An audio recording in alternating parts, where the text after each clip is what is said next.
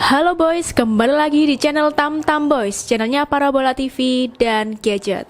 Oke, kali ini saya akan mereview salah satu set-top box paling murah di tahun 2022 ini. Ini dia set-top box Evercost Max dus hitam. Kira-kira kok bisa harganya lebih murah?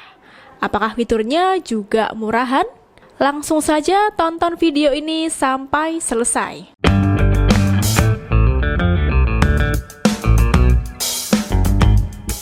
Set-top box Evercost merupakan salah satu dari sekian banyak set-top box yang bersaing di Indonesia dengan membandrol harga yang cukup murah.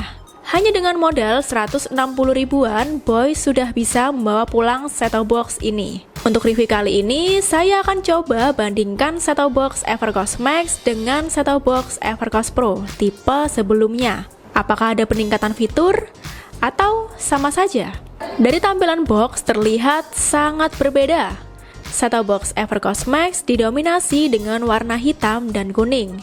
Sementara set-top box Evercost Pro didominasi dengan warna biru dan orange. Box di bagian depan set-top box Evercost Max dan di bagian kiri atas terdapat tulisan Evercost dengan warna orange serta gambar dari unit set-top box. Mulai dari logo siap digital, SNI hingga 100% Indonesia juga ada. Dan beberapa fitur dari set-top box seperti IWS, IPG, LCN, Wi-Fi, dan lain sebagainya. Pada bagian belakang terdapat detail fitur yang nantinya akan saya coba. Ada juga keterangan bahwa set-top box Max diproduksi oleh PT Evercost Technology Indonesia, yang artinya set-top box ini made in Indonesia. Lalu, di samping kiri ada stiker SNI dan detail produk. Merek Evercost, tipe set-top box Max, daya 10 watt, tegangan 220 volt, frekuensi 50/60 Hz, dan warna hitam. Untuk box, antara Evercost Max dan Evercost Pro tidak begitu ada perbedaan. Untuk fitur dan informasi yang dicantumkan pada box juga hampir sama. Hanya untuk nomor SNI yang berbeda karena memang beda tipe. Untuk kelengkapan yang diperoleh pada set-top box Evercost Max terdapat satu unit set-top box, remote set-top box, baterai remote, kabel penghubung RCA, buku manual, dan kartu garansi. Sama seperti kelengkapan set-top box Evercost Pro. Unit ini terbuat dari bahan metal yang terlihat lebih mewah serta tahan panas. Pada bagian depan terdapat merek dari set-top box, yaitu Evercost DVB-T2 Terrestrial. Lalu terdapat tombol power, tombol menu, port USB, display indikator, channel up, channel down, volume up, dan tombol OK. Tombol panel pada set-top box cukup lengkap. Tidak perlu kebingungan jika terjadi kerusakan pada remote-nya. Masih bisa dioperasikan melalui tombol panel tersebut. Dibandingkan dengan set-top box Evercost Pro yang hanya memiliki channel up, channel down, dan power saja. Lalu di bagian atas, kanan, dan kiri terdapat lubang ventilasi udara untuk mengeluarkan udara panas yang disebabkan oleh mesin saat penggunaan. Sementara di bagian bawah juga ada lubang udara serta stiker SNI set-top box Evercost Max.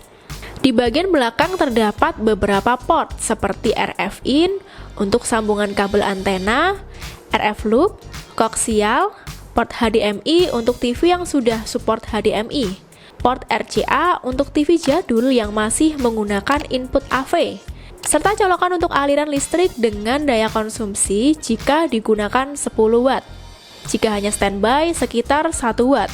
Untuk port bagian belakang set-top box Evercost Max dan Evercost Pro memiliki kesamaan seperti port USB, yang juga hanya ada satu pada bagian depan saja. Tentunya sedikit menyulitkan jika menggunakan Wi-Fi dongle dengan flash disk secara bersamaan. Kemudian, bentuk dan peletakan tombol pada remote juga sama. Sudah dilengkapi dengan tombol-tombol shortcut seperti IPG, PVR, time shift, hingga time.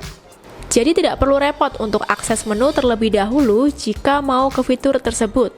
Selanjutnya kabel RCA sekitar 50 cm untuk menghubungkan TV ke set-top box.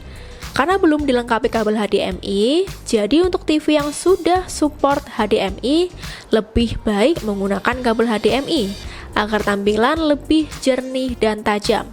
Lalu ada buku manual yang lebih tebal dibandingkan set-top box lainnya, yang berisikan tentang detail petunjuk fitur dan pemasangan set-top box Evercost Max, serta terdapat kartu garansi. Evercost memberikan garansi resmi selama 1 tahun untuk perbaikan dan spare part, dilengkapi dengan alamat service center pada masing-masing kota.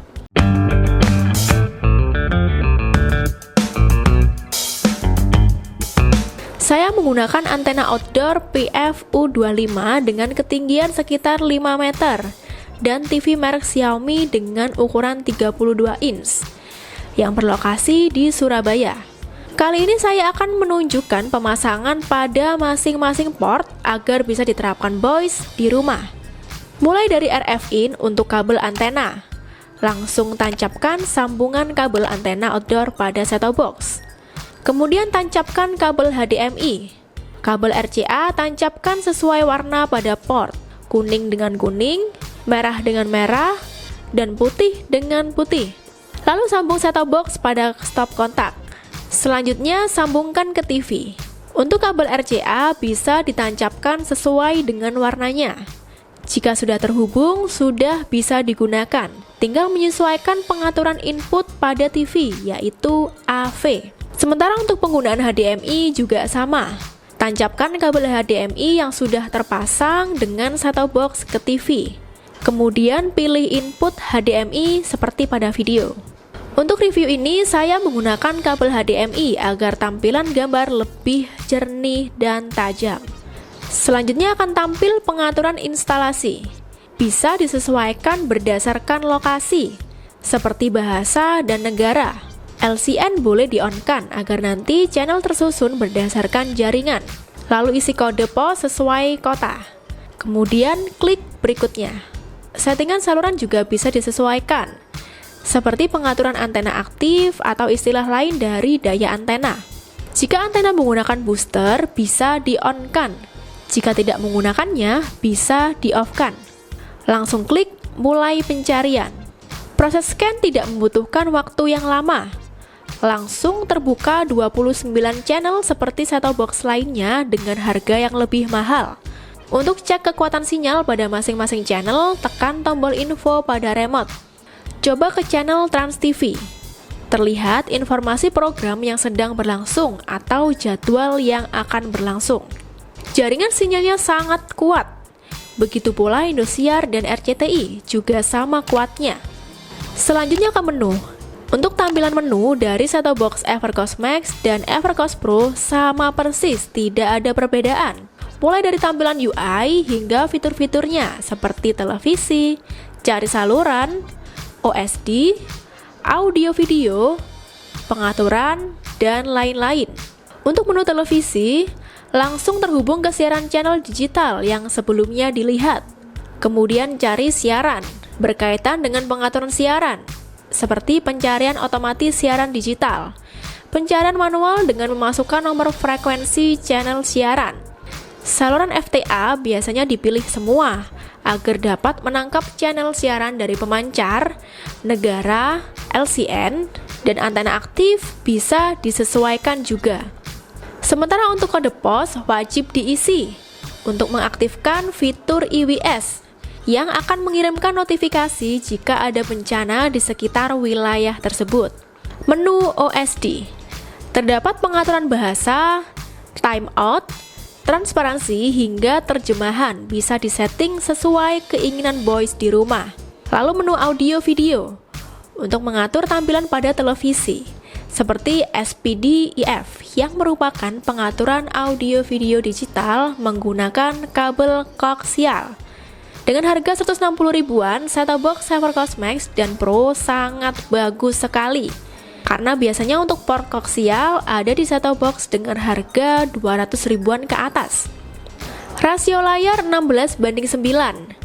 Layar penuh 4:3 LB, 4:3. Audio video, format TV, resolusi video hingga audio HDMI. Untuk settingan ini biasanya saya pilih yang paling tinggi agar tampilan lebih bagus. Tapi untuk voice di rumah bisa disesuaikan berdasarkan ukuran TV masing-masing. Selanjutnya menu pengaturan. Ada fitur setting waktu siaran untuk mengatur daftar waktu siaran. Fitur sistem penguncian anak, kata sandinya 04 kali. Fitur ini untuk penguncian siaran berdasarkan usia anak, 0 sampai 18 tahun. Pengaturan tanggal dan waktu, reset pengaturan pabrik untuk mengembalikan set-top box ke pengaturan awal. Dan fitur audio standby untuk mematikan secara otomatis jika set-top box tidak ada aktivitas berdasarkan setting waktu yang ditentukan. Kemudian setting siaran. Terdapat fitur pengaturan siaran berkaitan dengan mengatur daftar channel, seperti mengunci channel, menghapus channel, mengganti urutan channel, dan mengganti nama channel. Daftar favorit bisa digunakan untuk menghubungkan channel-channel yang sering ditonton agar lebih mudah dicari. Lalu multimedia. Untuk menggunakan fitur ini diperlukan perangkat memori eksternal seperti flash disk atau hard disk. Saat ini saya menggunakan flash disk Toshiba dengan kapasitas 8 GB. Lalu akan saya tancapkan ke set-top box. Jika sudah disambungkan, maka akan muncul pop-up seperti yang ada pada video. Tinggal masuk ke multimedia, bisa digunakan untuk memutar film. Saya mencoba memutar video dengan format MP4 dan ternyata berputar dengan lancar, bahkan auto play video selanjutnya. Untuk format AVI dan MOV juga bisa diputar. Sementara untuk format MKV tidak bisa karena file tidak support. Selain itu juga bisa untuk pemutaran musik, menampilkan gambar, menampilkan hasil rekaman yang tersimpan di USB dan e-book. Menu upgrade hanya bisa melalui USB, tidak bisa online. Jadi harus memiliki file software yang tersimpan pada USB. Lalu menu Wi-Fi. Untuk menu ini menggunakan dongle Wi-Fi, jadi saya akan menghubungkan dongle pada set-top box. Jika sudah terhubung, akan muncul notifikasi seperti pada video. Untuk menyambungkan pada Wi-Fi, masuk ke konfigurasi. Pilih jaringan Wi-Fi, lalu masukkan sandi dan hubungkan. Akan ada pesan koneksi jaringan sukses, berarti Wi-Fi sudah terhubung. Selanjutnya fitur YouTube. Pada set-top box Evercost, fitur YouTube bisa login ke akun pribadi. Tinggal memasukkan email dan password. Oke, saya coba searching channel Tamtam dan memutar salah satu videonya. Dan videonya bisa ditonton dengan lancar. Bisa juga men-setting resolusi dengan menekan tombol info pada remote, maka akan muncul settingan seperti pada video. Kemudian menu aplikasi. Ada fitur IPTV. Untuk IPTV butuh memasukkan file IPTV. Fitur online video ada YouTube, TikTok, video, V7, YouTube Kids, dan WeTV. Karena YouTube tadi sudah dicoba, maka langsung ke TikTok. Aplikasi TikTok juga bisa login. Tinggal scan barcode pada layar TV dengan aplikasi TikTok pada HP. Saya mencoba memutar salah satu video dan ternyata lancar tanpa kendala seperti pada tampilan video. Kemudian aplikasi video. Aplikasi ini juga bisa login ke akun pribadi. Bisa digunakan menonton live televisi dan memutar beberapa video yang free. Seperti pada kategori movie, bisa diputar tanpa perlu berlangganan. Tapi memang ada beberapa video yang VIP jika diputar akan ada peringatan hanya untuk VIP. Harus berlangganan terlebih dahulu untuk menontonnya. Lalu aplikasi V7. Ini aplikasi streaming dari Trans7 Group. Bisa dilihat terdapat beberapa program siaran Trans7 seperti Mancing Mania, Jejak Anak Negeri, Jejak Si Gundul, dan lain-lain. Saya coba melihat video Mancing Mania dan ternyata bisa dibuka dengan lancar. Aplikasi ini memudahkan penonton setia Trans7 untuk melihat siaran ulang program TV yang disukai. Lalu ada YouTube Kids. Aplikasi ini dikhususkan untuk anak-anak dengan kualifikasi usia preschool, younger, dan older. Kualifikasi tentunya mempengaruhi video apa saja yang boleh ditonton oleh anak di usia tersebut. Jadi masing-masing kualifikasi memang berbeda. Saat memutar video tidak ada kendala sama sekali. Oh iya, setiap video bisa autoplay ke video selanjutnya dan juga bisa setting pengaturan video seperti di YouTube tadi. Online video terakhir ialah WeTV. Sama seperti aplikasi selainnya, WeTV juga bisa login menggunakan barcode untuk ke akun pribadi. Namun yang berbeda dengan aplikasi video harus berlangganan terlebih dahulu. Pada WeTV masih bisa memutar film selama tidak ada keterangan VIP. Seperti pada video, saya memutar salah satu video Running Man dan terbukti bisa berjalan lancar karena konten ini tidak termasuk VIP. Fitur cuaca juga bisa berfungsi selama menggunakan jaringan Wi-Fi.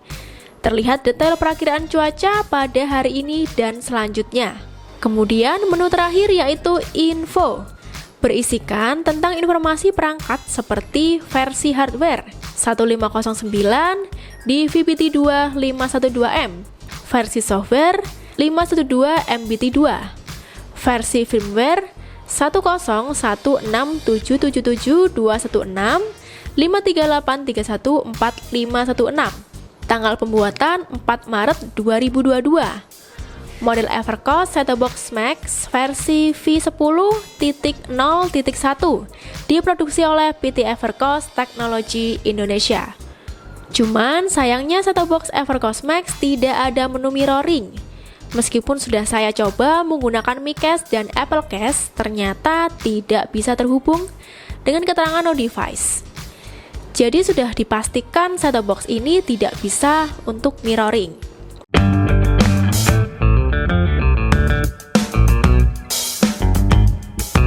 Setelah coba beberapa hari, set-top box Evercost Max ini menurut saya ada beberapa kelebihan seperti harga set-top box yang hanya 160 ribuan, sangat ramah kantong tentunya.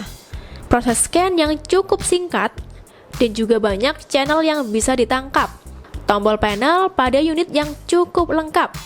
Bahan set-top box terbuat dari besi yang biasanya lebih tahan lama dibandingkan dengan bahan plastik.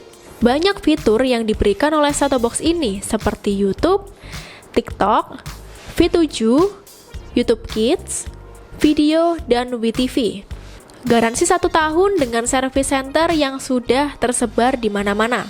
Sementara kekurangannya, port USB yang hanya 1, sensor remote yang agak delay, tidak ada fitur mirroring, dan selama proses coba, suhu set-top box cenderung sedikit panas dibanding set-top box lainnya.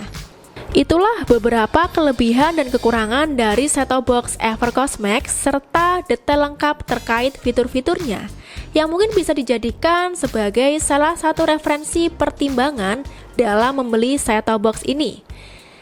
Jika ada pertanyaan atau saran next set-top box apa yang wajib direview, bisa langsung share di komen ya. Maaf jika ada kekurangan dalam informasi yang saya sampaikan, semoga video ini bermanfaat.